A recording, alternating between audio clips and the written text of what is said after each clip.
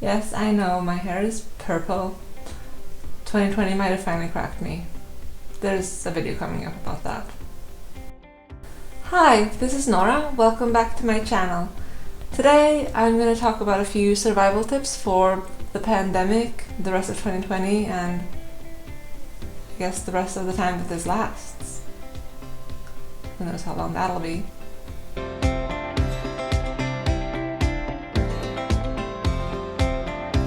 So there's not actually that much left of 2020, and I think that's something we're all pretty glad about.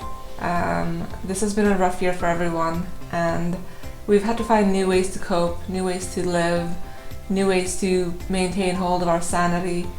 And since the pandemic is not really showing any signs of slowing down, even though vaccines might be on the horizon, it's still going strong right now. And I think it's important during this time for all of us to think about our mental health as well and how to maintain that. And so that's what I'm going to be talking about in this video. I'm going to be going through a few tips on how to maintain your sanity and mental health and just look after yourself during this time. One thing you can do is to go all out with the traditions that you love.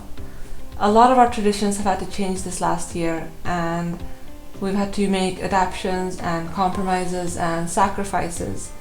Now, Christmas is coming up and we're not really sure what's going to happen. We might not be able to spend it with our families, or at least our extended families, and it can all seem kind of bleak.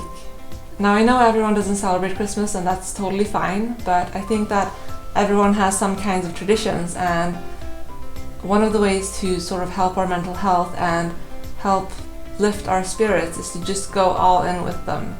They might not be the way that we would like them to be and the way that they normally are, but the things that we can do, we should just go crazy with.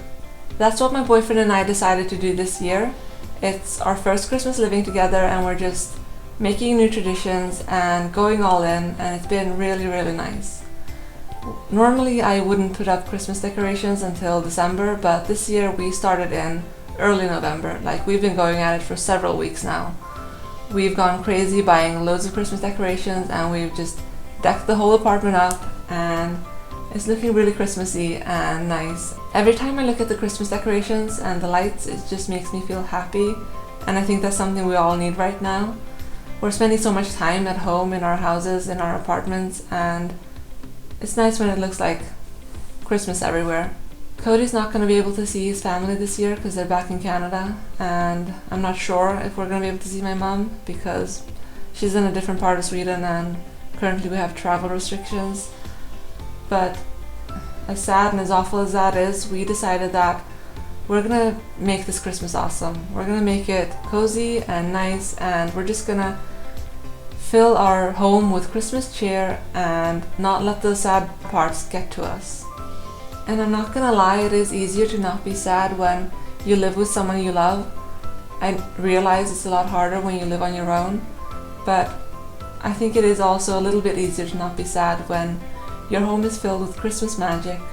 And yes, I realize that sounds cheesy, but I do love the cheesy Christmas movies.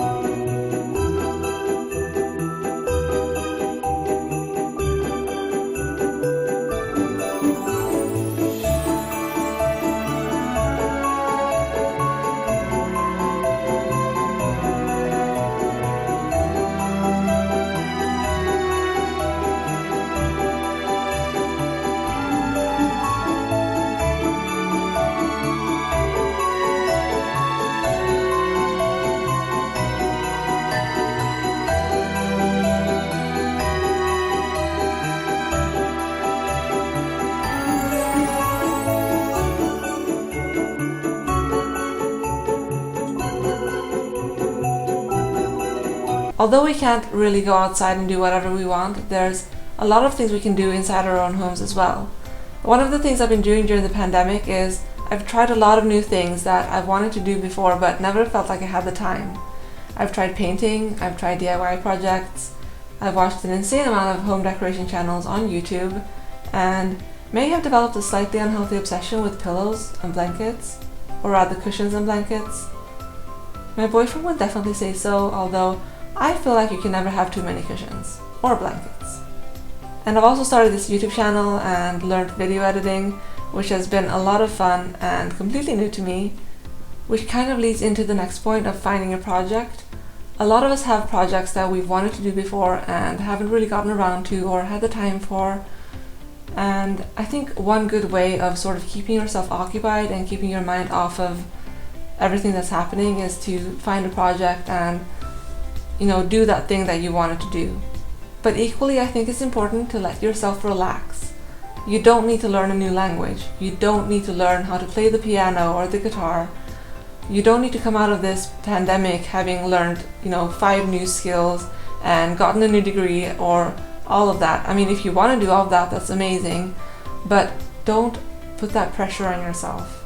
You don't have to have a project, and you don't need to feel bad because you don't. Remember to let yourself disconnect once in a while. It's important to keep up with news and media, but also it can be kind of depressing to keep up with them, because every time we look at the news these days, it's another, dire report of how many people have died or gotten sick or whatever has happened.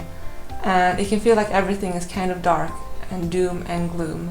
Because it seems to be a thing in our society that bad news sell better than good news, and so most of what we see is the bad news. It's important to disconnect from that once in a while and just let yourself breathe. You can also find other ways to connect to people. My best friend and I usually have fairly regular movie nights, and we haven't been able to do that for a long time now, so the other night we decided we were going to have a virtual movie night, and we had it over video chat. We were sort of timing when we were putting Netflix on and having snacks on each end and just chatting and watching movies, and it was really fun. Even though it was different from normal, it was still a way of connecting and, keeping up social contact with friends and other people, even though that contact is different from how we were used to. Another thing I think is important, not just for your mental health, but for everyone's mental health, is to look after each other. This is a difficult time for everyone, and some people have it harder than others, and some people take it harder than others. And I think it's important to be aware of how your friends and your family are doing and to ask them how they're doing. I saw this TED Talk a while ago that kind of stuck with me. It was about mental health in men, and the speaker was talking about a way that he uses to get people to open up about their feelings, and especially people who are maybe more closed off with their feelings, which, as we know, is unfortunately more common with men because of how society, treats men and how boys are raised.